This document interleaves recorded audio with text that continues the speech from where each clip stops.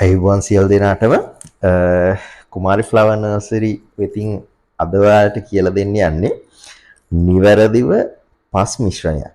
එහෙම නැත්නම් නිවැරදිව මාධ්‍යයක් හදාගන්නේ කොහොමද කියන එක පිළිබඳව. මොකද බොහෝ දෙනා කරන ලොකුම වැරද්දක් තමයි සාමාන්‍ය ගෙවත්තේ තියෙන සාමාන්‍ය පස් යොදාගෙන ශාක නැත්නම් මල් පැල වගාවට යොදාගන්න එක. නමුත් ඇත්තටම හොඳ පස් මිශ්‍රණයක් නැත්තම් පොහොර යොදාගත්තත් අපිට ශාකය නිරෝගිමත්ව නිවැරදිව හදාගන්න වෙන්නේ නැහැ. ඒක නිසා අද මම වීඩියෝ එකෙන් ඔයාලට කියලා දෙන්නම් හරියටම හරි මාධ්‍යයක් හදාගන්න අවශ්‍ය අනුපාතයන් සහ හරි ද්‍රව්‍ය මොනවද මිශ්‍රණය හදාගන්නේ කොහොමද කියලා. මුලින්ම කියන්න ඕනේ පැලයක මූල පද්ධතිය තමයි ඒකේ හෘදය වෙන්නේ. එතකොට හොඳ මූල පද්ධතියක් නැත්තම් ඒ කියන්නේ මූල පද්ධතිය හොඳට හැදෙන්න අවශ්‍ය ද්‍රව්‍ය නැත්තම් ඒ ශාකය හොඳින් වර්ධනය වෙන්නේ නැහැ. ඒක නිසා මුලින්ම හොඳ පස් මිශ්‍රණයක් හදාගන්න තියෙන්න ඕනේ ලක්ෂණ තුනක් තියෙනවා. ඒ ලක්ෂණ තුන මොකක්ද කියලා මම මුලින්ම කියලා දෙන්නම්. එක තමයි ජලය හොඳට බැහැලා යන්න පුළුවන්. එහෙම නැත්නම් ජලය හොඳට උරා ගන්න පස් මිශ්‍රණයක් වෙන්න ඕනේ. දෙවෙනි එක තමයි තෙතමනය රඳවා ගැනීමේ හැකියාව තියෙන්න ඕනේ.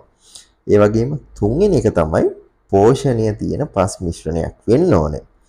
ඒ වගේම පස් එක තද වෙලා තියෙනවා නම් සාමාන්‍යයෙන් අර අපි කියන්නේ බොරළු වගේ පසක් නම් මේ පස් එකේ අපි හිටවන ශාකයට හෝ මල් පැලයට වාතාශ්‍රය ලැබෙන්නේ. ඒ වගේම පස් එක ගොඩක් ලූස් නම් ඉක්මනට ජලයේ හිඳෙනවා. ජලය උරාගෙන තියෙන්නේ නැහැ. ඒක නිසා පස් මිශ්‍රණය එහෙම නැත්නම් මේ මාධ්‍ය හොඳ බැලන්ස් එකක් තියෙන මික්ස් එකක් වෙන්න ඕනේ.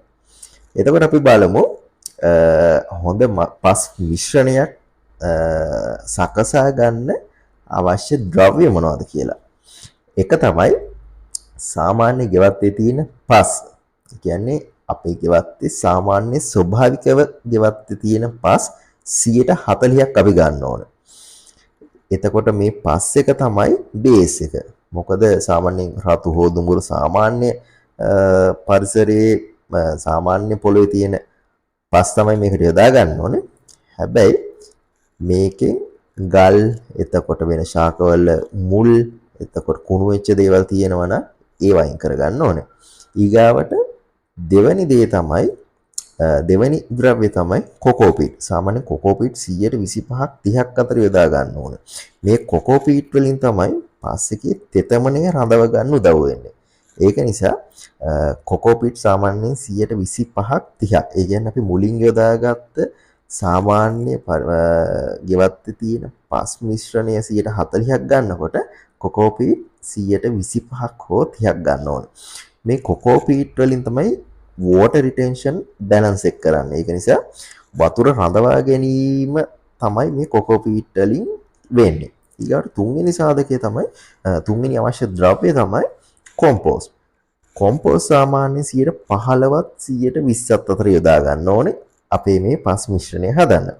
මේ කොම්පෝස්ට් අපි යොදාගන්නේ පසට අවශ්‍ය පෝෂණය දෙන්න. ඒක නිසා මේකට සාමාන්‍යයෙන් ගෙදර හදාගන්න කොම්පෝස්ට් එකක් භාවිතා කරන්න පුළුවන්. හැබැයි කිමිකල් දාලා තියෙන සාමාන්‍යයෙන් ඔය කෘත්‍රිමව හදන කොම්පෝස්ට් මේකට භාවිතා කරන්න එපා. හතරවෙනි එක තමයි වැලි. මේ වැලි සාමාන්‍යයෙන් 10%ත් 15ත් අතර භාවිතා කරන්න ඕනේ. ඊට පස්සේ මේ සියල්ල හොඳට එකතු කරගන්න ඕනේ. සාමාන්‍යයෙන් එක ශාකයකට නැතුව ඔයාලට මේක ලේසි එකපාර මල් හෝ වෙනත් ශාකයක් හදන්න පැල ගොඩකට එකපාර හදාගන්න පුළුවන් නම් ඔයාලට ගොඩක් ලේසි. ඒක නිසා මේ ඔක්කොම එකට දාලා හොඳට කලවම් කරන්න ඕනේ. හොඳට කලවම් කරගත්තට පස්සේ සාමාන්‍යයෙන් මේ පස් මිශ්‍රණය නිකන් තද වෙලා නිකන් කැටි වෙලා වගේ කියලා තේරෙනවා නම් ඒකට වැලි ටිකක් එකතු කරගන්න ඕනේ. ගොඩක්ම පස් එක නිකන් ලූස් වගේ නිකන් වැලි ගතිය වැඩි නම් ඒකට සාමාන්‍යයෙන් අර අපි ගෙදර ගෙවත්තෙන් ගත්ත පස් ටිකක් වෙයිපොර එකතු කරගන්න ඕනේ. එතකොට අපි මේ හදාගත්ත පස් මිශ්‍රණය සාමාන්‍යයෙන් අපිට සිම්පල් ටෙස්ට් එකක් කරලා බලන්න පුළුවන් මේ පස් මිශ්‍රණය අර හොඳ විදිහට ඒ කියන්නේ අපි බලාපොරොත්තු වෙන විදිහට හැදිලාද කියලා. ඒකට කරන්න තියෙන්නේ පස් එකට වතුර ටිකක් දාන්න අපි හදාගත්ත මිශ්‍රණයට. ඒ මිශ්‍රණයෙන් දාපු වතුර ටික ඉක්මනට බැහැලා යනවා නම් ඒ කියන්නේ උරා ගැනීමක් පසට සිද්ධ වෙන්නේ නැත්නම් ඇත්තටම කොකෝ පීට් වගේ දේවල් ඒකට මදි. ඒක නිසා හරියට අර කියපු අනුපාතයට අපිට පාවිච්චි කරන්න පුළුවන් නම් මේ පස් මිශ්‍රණය හරියට හදාගන්න පුළුවන්. එතකොට ඊගාවට මම කතා කරන්නේ මේ අපි හදාගත්ත පස් මිශ්‍රණය හැම ශාකයකටම ගැලපෙන්නේ නැහැ. මොකද සාමාන්‍යයෙන් ගත්තොත් ඇන්තූරියම් වගේ ශාකයක් ඒ වගේ ශාකයකට මේ පස් මිශ්‍රණය ගැලපෙන්නේ නැහැ. මොකද ඇන්තූරියම් වගේ ශාකයකට ගොඩක් කොකෝ පීට් ගොඩක් ඕනේ. මොකද ඒක ගොඩක් තෙත පරිසරයේ හැදෙන ශාකයක්. ඒක නිසා මුල් පද්ධතිය ගොඩක් තෙතර තියෙන්න ඕනේ. ඒක නිසා ඇන්තූරියම් වලට මේ මිශ්‍රණය හදාගන්න පස් මිශ්‍රණයක් හදාගන්න ඕන නම් කොකෝ පීට් පොල් එලි වැඩිපුර පාවිච්චි කරන්න. ඒ වගේම තමයි රෝස ගොඩක් දෙනෙක් උද්‍යාන අලංකරණයට ගෙවතු අලංකරණයට හදන ශාකයක් මල් පැලයක්. ඉතින් රෝස වලට මේ මිශ්‍රණය යොදා ගන්න ඕන නම් ඔයාලා පාවිච්චි කරන කොම්පෝස්ට් වැඩිපුර දාන්න. සාමාන්‍යයෙන් කොම්පෝස්ට් 130ත් 40ත් අතර වගේ පාවිච්චි කරන්න රෝස වලට මේ පස් මිශ්‍රණය හදන්න ඕන. එතකොට අයි කියන්න ඕනේ